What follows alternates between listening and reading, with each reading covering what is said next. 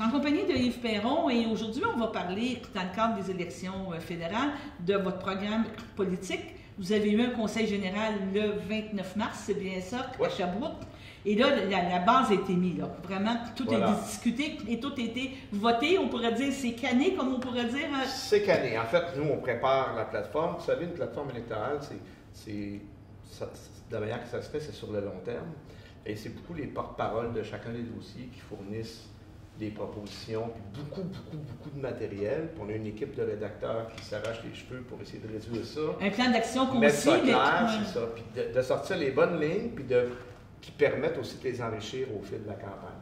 Puis le Conseil général électoral, c'est l'occasion où on présente les 78 candidats, parce qu'on a des candidats dans chacune des circonscriptions du Québec. Vous êtes un des jeunes, à date, mais tu veux dire pour le Québec, que tout est, tu sais, mur à mur, tout est choisi. On a présenté ça samedi. Fait que tout le monde a été présenté samedi. Et puis après ça, on a présenté le budget des dépenses électorales, tout ça, cette partie-là était mis clos. Oui. Ensuite, on a présenté la plateforme de façon publique. Bon, les militants, les délégués ont adopté la plateforme à l'unanimité, fait que ça a bien été. Ça a bien été, ça s'est bien passé. Vous étiez prêts. Je pense que tous les partis étaient prêts à partir en élection, je pense à partir du mois de décembre. Bien, on a l'air d'être plus prêts que les libéraux et les conservateurs parce qu'il leur manque des candidats, encore en date d'aujourd'hui. Fait il leur reste 7 jours pour déposer leur bulletin de candidature avec 100 signatures. Je ne sais pas on attend de savoir qui nous affronte. C'est un peu étrange comme situation. C'est un peu, on vit ça comme à chaque campagne, je trouve ça un peu particulier. Surtout que celle-ci est très courte, il reste 4 semaines à partir de maintenant. Mais bon, donc ça a l'air qu'ils n'étaient pas si près que ça, pourtant c'est eux qui pèsent sur le piton pour dire go. Mais nous, on est prêts vraiment, on était prêts en fait en octobre. On avait pris nos photos en octobre. Nous autres, quand on a mis la gestion de l'offre et les aînés en condition, on a dit si on a ça, on reste au Parlement. Si on n'a pas ça, on part en élection, puis on va redemander ça. C'est exactement ce qu'on fait. Dans mon optique, c'est ça que je te pose la question. Vous étiez prêts, parce que la plateforme était déjà pas mal toute établie. Là, c'était la confirmer. Oui, il y a des nuances, puis il y a des variations, puis il y a des, au fil des mandats, on rencontre beaucoup de gens sur le terrain. Moi, c'est agriculture agroalimentaire, tu sais. Que j'ai développé des nouvelles positions qui sont bien sûr en lien avec ce qu'on proposait avant, une résilience alimentaire, de s'occuper de notre monde, de favoriser l'achat local, la transformation dans les régions, d'arrêter de transporter les choses sur des longues distances alors qu'on se fait dire de se promener en voiture électrique pour réduire les GES, puis on transporte des bêtes sur des milliers de kilomètres. C'est complètement débile. Des choses comme ça, puis de mettre les ressources aux bonnes places, de donner des bons programmes d'assurance aux producteurs face au changement climatique. Ça commence à bouger, de récompenser les bons gestes pour l'environnement aussi. Ça commence aussi à évoluer dans ce sens-là, et à Québec et à Ottawa. C'est un exemple que je te donne pour mon dossier, mais ça, tu l'appliques dans tous les dossiers. Puis nos 2 demandes phares d'octobre, on les reprend bien sûr. Puis on a déjà annoncé que la gestion de l'offre, on va, dans la première semaine qu'on siège, on n'y pas que ça. La première semaine, on ramène ça, puis on demande de consentement unanime pour ramener 282 qui était bloqué, je rappelle aux gens à la maison, par 8-9 sénateurs, payer 200 000 par année, jusqu'à 75 ans, qui n'ont aucun compte à rendre à personne, qui ont décidé qu'ils n'allaient pas voter parce qu'ils savaient très bien que sur le plancher du Sénat, j'allais gagner le vote. On allait gagner le vote, puis la loi serait votée. Puis là, les gens disent Donald Trump est là, il ne faut pas le faire. Bien, ça fait 5 ans qu'on travaille là-dessus. Nous, on n'a pas attendu que Donald Trump soit là. Puis justement, il faut que ce soit dans la loi pour qu'on arrête de le donner. Fait que ça, on va sortir ça dans la première. Mais ça, faut que tu reposes, faut que tu redéposes le projet de loi. Oui, avec l'élection, tout est foutu. Tout est foutu, que là, tu as tout le processus encore. Le Canada n'est pas une vraie démocratie. J'ai appris ça, là. C'est quand tu as 8-9 personnes, là, je me censure dans mes mots, je m'excuse, mais je suis vraiment en colère. Là, ça me c'est émotif, là, ben, c'est parce que c'est pas acceptable. 80% des députés ont voté pour, tous les chefs de parti ont voté pour, c'est une gang de non-élus, ils sont même pas 10, qui ont décidé qu'ils le bloquaient parce qu'ils ferment la séance, parce qu'ils font sonner des cloches de vote, parce qu'ils parlent 2 heures sur un autre projet de loi. Comment vous voulez qu'on réagisse à ça? D'ailleurs, je me trouve très poli. Je ne comprends pas pourquoi il n'y a pas plus de colère que ça dans la société par rapport à cette institution archaïque, complètement dépassée. C'est comme la monarchie qui coûte une fortune. Tout le monde dit « Ah oui, ça n'a pas de bon sens, ça coûte une fortune. » Bon, le seul, parce que c'est le fun, parce que, voyons donc, on peut-tu... Je ne veux pas trop partir, mais on peut-tu utiliser le fruit de nos taxes et nos impôts pour notre monde, prendre soin de notre monde, nos aînés. Mais c'est ça, je m'en allais dire. L'augmentation de 10 à partir de 65 ans, là, ça revient, ça. Oui. Puis pas juste ça. Puis quand je me fais dire, pendant presque 1 an, 3 milliards par année, c'est beaucoup plus trop cher, c'est irresponsable. puis que quelques mois avant l'élection, M. Trudeau décide de dépenser 6 milliards pour enlever la TPS sur les sacs de chips avant le temps des fêtes, puis donner des chèques aux gens qui font 150 000 net, Daniel, net. Tu sais, c'est comme, voyons, j'essaie de ne pas être trop populiste puis choqué, mais comment veux-tu réagir à ça? Fait qu'on va tout ramener ça. Puis on sait très bien que le gouvernement, quand il a augmenté la pension seulement à partir de 75 ans, l'objectif, c'était de dire, ceux qui n'ont pas assez d'argent, ils vont travailler au manque de main-d'œuvre. Mais c'est pas tout le monde, c'est une grave injustice, c'est pas tout le monde qui peut travailler. Des gens qui font de la retraite, qui ont des problèmes de santé, qui ont travaillé très dur, c'est pas tout le monde qui est issu d'un milieu familial facile. Des gens, des fois, ont commencé à travailler à 14-15 ans, au salaire minimum, ils ont fait ça toute leur vie, puis ils n'ont pas d'économie, puis ils ne pouvaient pas en avoir parce qu'il fallait qu'ils payent l'épicerie. Puis là, on leur dit, crève de faim parce que tu n'as pas 75 ans. C'est pas acceptable. Ces gens-là, ils ont construit le Québec. Fait qu'en tout cas, on dit, si tu veux qu'ils travaillent, donne-leur des exemptions d'impôts. Ils en ont payé de l'impôt toute leur vie. Oui, c'est très à l'aise avec toi. Tu dis, il faut que je censure un mot dans ma phrase. Parce qu'on est à la TV, quand tu comprends. Non, je comprends très bien. Que donc, ta mesure phare, oui, gestion de l'offre, parce que c'est encore très important. On va avoir des gros problèmes, là, ça s'en vient. Le mot. C'est directement visé, là. C'est directement visé. Justement, les pensions des aînés de 65 ans. Mais là, l'âge de retraite n'était pas à 67, elle était ramenée à 67. Le Harper l'avait monté à 67, c'était descendu à 65, et là, tout le monde s'engage à la garder là. Dont nous. Okay. Ça c'est réglé. Ça, c'est des mesures particulières, mais dans les lignes générales, le programme du Bloc, c'est un peu le même que d'habitude tout le temps. T'sais, nous, on dit « Je choisis le Québec », c'est ça notre slogan. Ça a double sens. C'est un engagement que les candidats prennent. Moi, je choisis le Québec, je vais vous défendre sans compromis tout le temps. Puis c'est un engagement qu'on invite la population à prendre aussi, choisir le Québec, parce que là, c'est bien beau, Mark Carney, c'est un PDG de banque qui a placé lui-même de l'argent dans des paradis fiscaux. Je ne veux pas dire qu'il n'est pas bon, administrateur, là, mais tu sais, le gars, il va administrer le Canada. Nous, on va depuis des années. C'est des milliards et des milliards par année qu'on perd en revenus publics parce que les riches placent leur argent à l'extérieur du pays, aux îles Caïmans, des affaires de même. Puis là, M. Carney a le culot de répondre, ben oui, les fonds de pension sont très rentables. Ben oui, on n'a pas payé leurs impôts. Tu sais, à un moment donné, les retraités qui reçoivent la rente, eux autres, ils payent les impôts. C'est ça qu'il dit. Ah, les impôts se payent là. Fait que les pauvres payent l'impôt, puis les riches ne le payent pas. Voyons donc. Fait que, je dis pas que c'est un monstre, là, mais, tu sais, j'invite les gens à se méfier parce qu'il y a des phénomènes de nouveauté. Bien sûr, tu sais, je comprends que les gens soient tournés vers M. Carney plutôt que M. Poilievre. M. Poilievre nous a prouvé, on le connaît, ça fait longtemps, il ne fait que des slogans, puis c'est tout le temps de l'agressivité et de la division. Tu sais, tout est un pourri, puis dire des mensonges. Puis quand tu dis que ton mensonge n'est pas vrai, ben, je vais le répéter 3 fois. Que le monde va finir par... n'avance pas. Et les gens voient ça aussi. Donc les gens ne votaient pas pour Poilievre avant le départ de M. Trudeau. Les gens votaient contre M. Trudeau, parce que plus personne n'était capable de le voir. Tu sais, sur le terrain, moi, c'était ça le pouls, là. Puis, c'est un peu ça pour nous autres aussi. Fait que, je comprends ce mouvement-là, mais moi, je lance l'appel aux Québécoises, aux Québécois, faites attention, il faut garder la voix du Québec forte.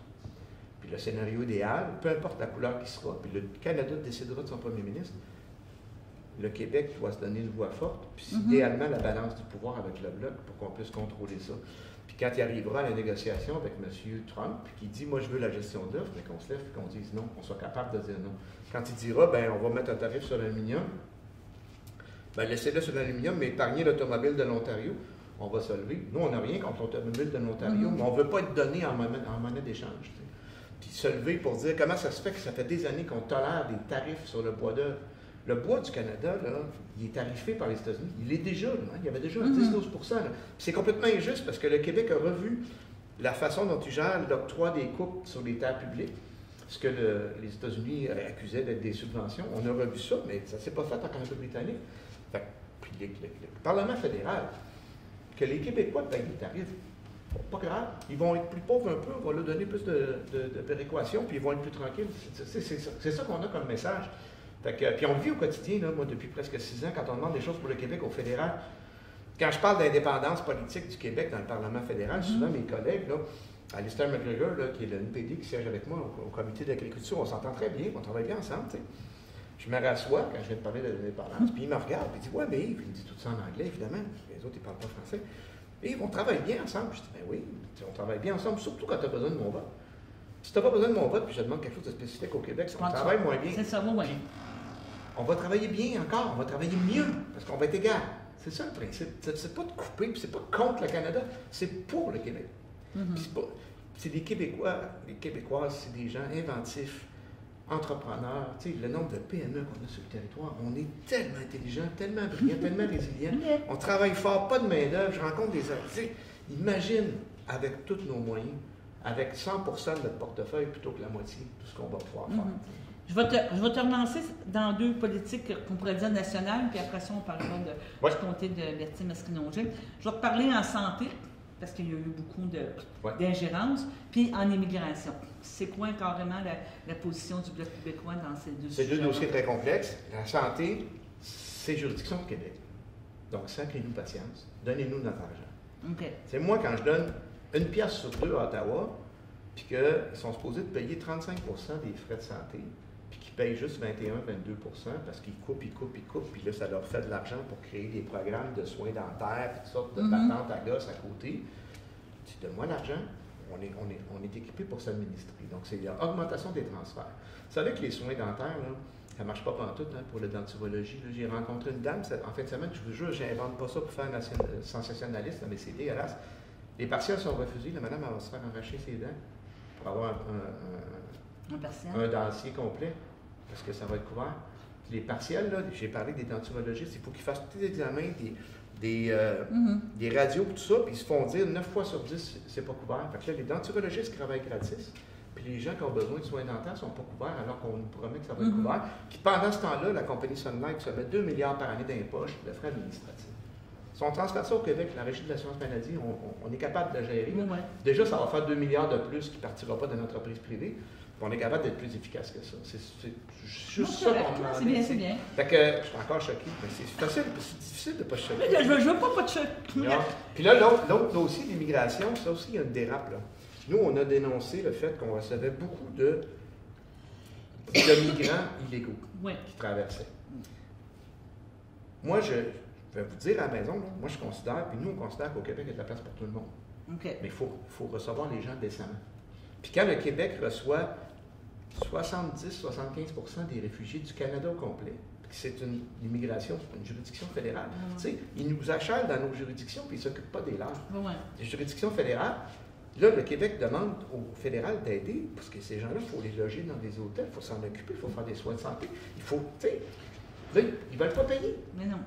Puis ils ne veulent pas répandre. Tu sais, on se dit, ben, OK, ben d'abord, tu ne veux pas payer, tu veux-tu rétablir équitablement à travers les 10 provinces pour qu'on soit capable au moins de s'occuper de ces gens-là décemment, tu sais. On lui dit non. Là, on a dénoncé ça, parce que moi, je ne peux pas accepter que quelqu'un arrive, mettons, d'Afrique, n'importe où dans le monde, il a traversé 2 continents des fois, il a risqué sa vie 22 fois, il arrive ici puis il se ramasse itinérant à Montréal. Voyons donc. Ça pas il faut que ces gens-là soient des citoyens à part entière. Fait que ces gens-là, il faut qu'on leur permette de se franciser, de travailler. Comment c'est que les permis de travail, on n'est pas foutus d'être plus efficace que ça? Mais les travailleurs étrangers qui arrivent puis qui se font remercier par l'employeur après 3 semaines, mais c'est ça, ils ne se ramassent pas de permis de travail pendant 6-8 mois puis sont pris ici. Qu'est-ce que tu penses qu'ils font? Ils sont obligés de travailler en dessous de la table, à rabais, puis se faire exploiter. Quand l'ONU parle d'esclavage moderne, ça n'a pas de bon sens. Fait que nous, on a travaillé pour avoir des permis ouverts sectoriels, régionaux, pour éviter quand même qu'on se fasse voler les travailleurs quand, par exemple, un producteur agricole... Mais c'est ça, je m'en allais dire, tu travailles en agriculture. Si la chope de bois à côté donne 2 piastres de plus de l'heure, il ne peut pas partir après une semaine, parce que là, le producteur, lui, premièrement, sa récolte est dans le champ, puis il y a un contrat de signé, là. Mais en même temps, s'il y a un mauvais traitement, il faut qu'il puisse aller travailler ailleurs. Tu comprends? Fait que c'est tout le temps la balance. Puis tu sais, quand on parle de ça au Parlement fédéral, c'est rapide. Les gens qui disent « Ah, vous êtes des recettes. » Aucunement, au contraire.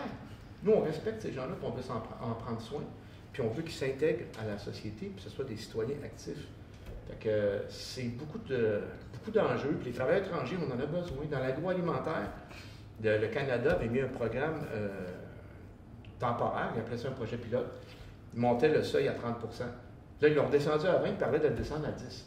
Il n'y a pas de limite pour les travailleurs étrangers dans l'agriculture. Puis là, tu arrives dans l'agroalimentaire, puis tu descends à 10. Voyons donc. Ce qu'on a produit, ça ferme, il faut le transformer. Puis on parle d'entreprises comme Olivier, des choses comme ça. C'est 7% des Québécois et des Canadiens qui se disent peut-être envisager travailler dans l'agroalimentaire, l'agriculture, c'est pas beaucoup, ça en prend.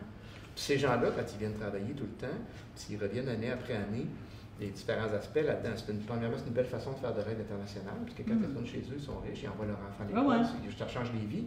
Puis au-delà de ça, s'ils viennent souvent et ils veulent rester, pourquoi qu'on ne les aide pas à immigrer de façon permanente avec leur famille?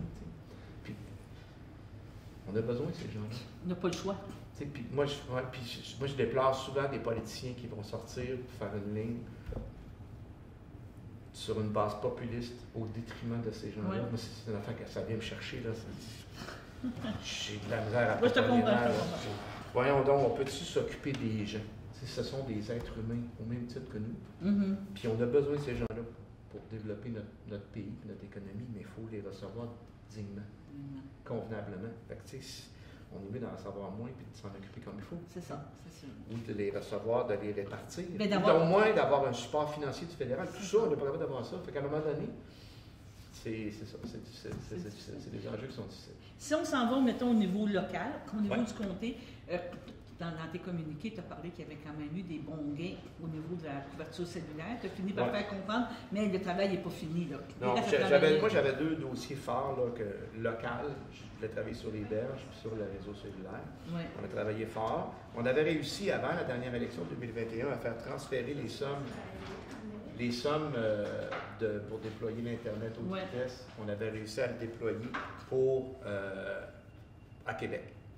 Le décentraliser à Québec. Et ça a été beaucoup plus rapide, parce que c'est Québec qui le gérait, parce que le fédéral, c'est là. Puis quand je parle à François-Philippe Champagne, ministre de l'Industrie, à l'époque, je dis là, couverture cellulaire, tu sais, il me répond, ben là, on déploie l'Internet au Canada, après ça, on va regarder. Ouais, mais après ça, on va regarder. Nous autres, on est allé d'attendre après le Canada. Puis tu sais, je vais avoir l'air encore du gars super indépendantiste, mais c'est l'évidence.